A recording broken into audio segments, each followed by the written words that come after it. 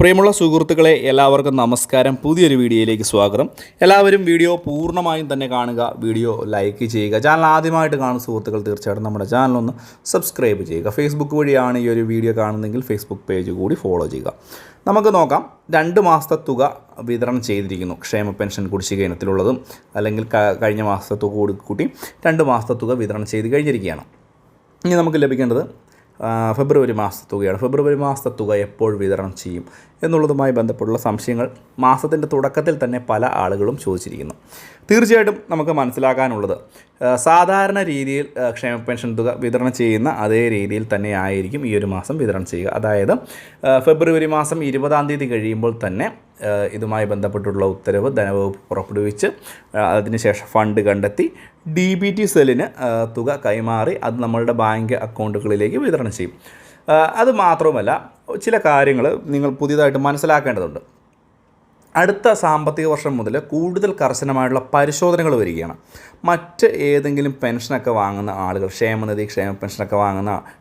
ക്ഷേമനിധി പെൻഷനോ മറ്റെന്തെങ്കിലും ആനുകൂല്യങ്ങളൊക്കെ വാങ്ങിക്കൊണ്ട് ഇതും കൂടുതലായിട്ട് വാങ്ങുന്ന ആളുകളുണ്ടെങ്കിൽ പിടി വീഴുകയാണ് എന്നുള്ളൊരു കാര്യം മനസ്സിലാക്കുക. അനധികൃതമായിട്ട് തുക കൈപ്പറ്റിയവർക്കെതിരെ 18% പലിശയടക്കം ചുമത്തിക്കൊണ്ട് തുക തിരിച്ചു പടയ്ക്കുന്ന ഒരു നടപടി ഇപ്പോൾ തന്നെ സംസ്ഥാന സർക്കാർ നടപടിയുമായിട്ട് മുന്നോട്ട് പോവുകയാണ്. അതുകൊണ്ട് ഇനിയും നിങ്ങൾ ഈ പെൻഷൻ തുകയ്ക്ക് അർഹതയില്ലാത്തവരാണെങ്കിൽ, പെൻഷൻ തുക വാങ്ങിക്കുന്നുണ്ടെങ്കിൽ തീർച്ചയായിട്ടും തുക തിരിച്ചടയ്ക്കാനുള്ള നടപടി ഇപ്പോൾ തന്നെ ആരംഭിക്കുക.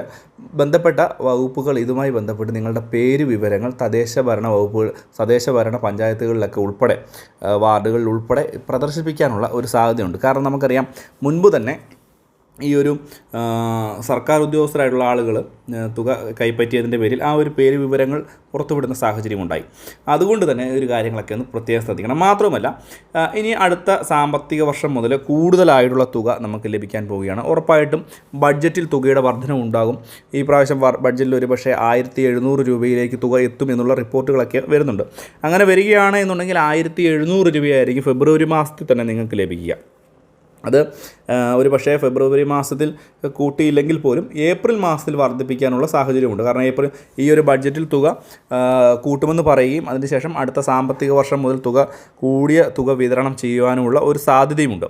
അതുകൂടി ഒന്ന് പൊതുജനങ്ങളെല്ലാവരും ഒന്ന് മനസ്സിലാക്കി വെക്കണം.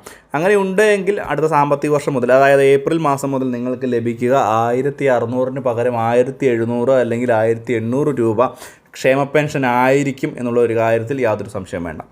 അത്രയും വരെ വർദ്ധിപ്പിക്കാൻ 2500 രൂപ വരെ എത്തിക്കുമെന്നായിരുന്നു പറഞ്ഞിരുന്നതെങ്കിൽ പോലും അതിനുള്ള യാതൊരു തരത്തിലുമുള്ള ഒരു സാമ്പത്തികമായിട്ടുള്ള ഒരു ഭദ്രത ഇപ്പോൾ സംസ്ഥാന സർക്കാരിനില്ല. അതുകൊണ്ട് ഈ ഒരു തുക ഒരു 1700 അല്ലെങ്കിൽ 1800 പരമാവധി അങ്ങേയറ്റം പോയാൽ ഈ ഒരു വർഷത്തിനുള്ളിൽ ഒരു 2000 രൂപയിലേക്ക് വരെ എത്തിച്ചേക്കാം. അതിൽ കൂടുതലുള്ള ഒരു സാഹചര്യമില്ല. അപ്പോൾ ഈ ഒരു കാര്യം കൂടി ഒന്ന് മനസ്സിലാക്കുക. വളരെ പ്രധാന